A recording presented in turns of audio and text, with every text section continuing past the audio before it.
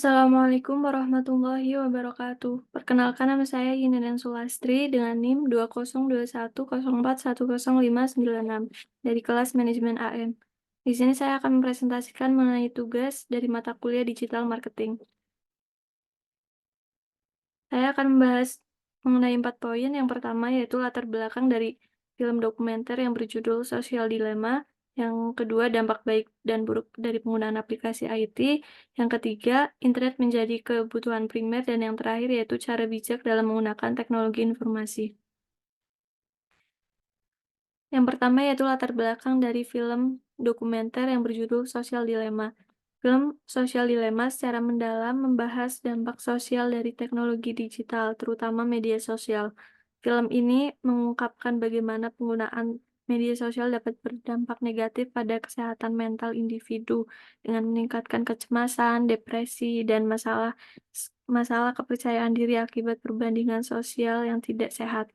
Selain itu, film ini juga menggambarkan bagaimana algoritma media sosial memperkuat filter bubble, di mana pengguna hanya terpapar pada informasi yang sejalan dengan pandangan mereka sendiri. Social Dilemma juga menyoroti dampak media sosial terhadap politik dan demokrasi, dengan kemampuannya dalam menyebarkan informasi palsu atau manipulatif yang dapat mempengaruhi opini publik, proses politik, dan stabilitas demokrasi secara keseluruhan. Selain itu, film ini membahas ketergantungan yang semakin berkembang terhadap media sosial dan teknologi digital secara umum, serta dampaknya terhadap produktivitas, hubungan sosial, dan kesejahteraan individu melalui pengalaman dan narasi para ahli teknologi. Social Dilemma mengajak penonton untuk lebih waspada terhadap dampak sosial yang kompleks dari teknologi digital. Yang kedua yaitu mengenai dampak baik dan buruk dari penggunaan berbagai aplikasi IT. Dampak baik dari penggunaan berbagai aplikasi IT yang pertama yaitu efisiensi dan produktivitas. Aplikasi IT seperti perangkat lunak manajemen proyek, alat kolaborasi, dan aplikasi produktivitas lainnya dapat meningkatkan efisiensi dan produktivitas dalam berbagai bidang. Misalnya, tim proyek dapat berkomunikasi dengan lebih baik, mengelola tugas dengan lebih efisien, dan menghemat waktu dengan otomatisasi proses tertentu. Yang kedua, akses informasi dan edukasi. Aplikasi edukasi dan informasi memungkinkan akses yang lebih mudah terhadap pengetahuan dan informasi. Dengan adanya platform pembelajaran online, orang dapat mengakses kursus-kursus dari seluruh dunia, meningkatkan keterampilan, dan memperluas wawasan tanpa harus berada di tempat tertentu. Kemudian dampak buruk dari penggunaan aplikasi IT yang pertama yaitu ketergantungan. Penggunaan aplikasi IT yang berlebihan dapat menyebabkan ketergantungan dan masalah kesehatan mental, seperti kecanduan gadget atau internet, gangguan tidur, dan stres akibat tekanan digital. Yang kedua, keamanan dan privasi. Penggunaan aplikasi IT meningkatkan risiko terhadap keamanan data dan privasi pengguna. Serangan cybercrime seperti peretasan data pribadi atau pencurian informasi menjadi lebih sering terjadi dengan berkembangnya penggunaan teknologi. Yang ketiga yaitu apakah internet sudah menjadi kebutuhan primer? Internet, komputer, dan media sosial telah menjadi kebutuhan primer bagi sebagian besar masyarakat modern. Hal ini disebabkan oleh peran yang semakin penting dari teknologi digital dalam kehidupan sehari-hari.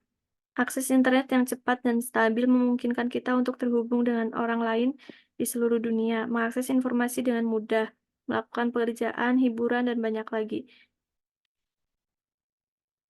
Dari data yang saya dapatkan, eh, berikut merupakan jumlah pengguna internet Indonesia per Januari 2014 sampai 2024.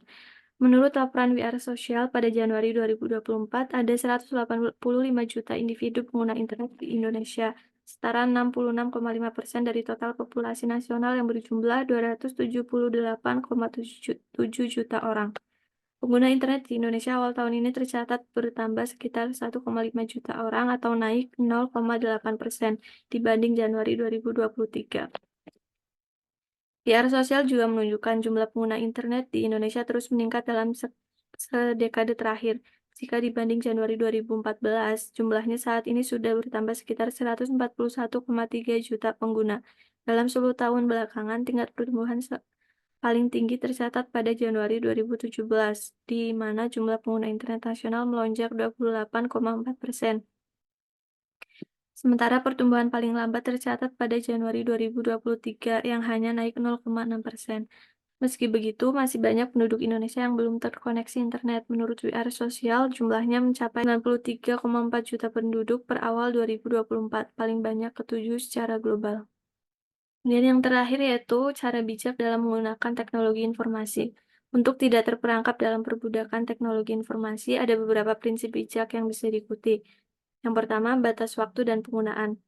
Tetapkan batas waktu harian atau mingguan untuk menggunakan teknologi, misalnya menetapkan waktu khusus untuk bekerja dengan komputer atau smartphone, dan menghindari penggunaan yang berlebihan di luar waktu tersebut.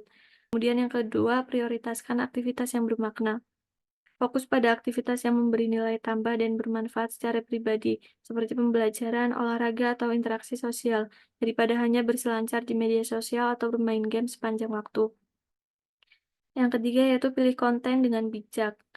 Konsumsi konten yang bermanfaat dan informatif, hindari terjebak dalam konten yang hanya menghibur tetapi tidak memberi kontribusi apapun pada perkembangan pribadi atau pengetahuan. Eh, Sekian dari saya, kurang lebihnya mohon maaf. Wassalamualaikum warahmatullahi wabarakatuh.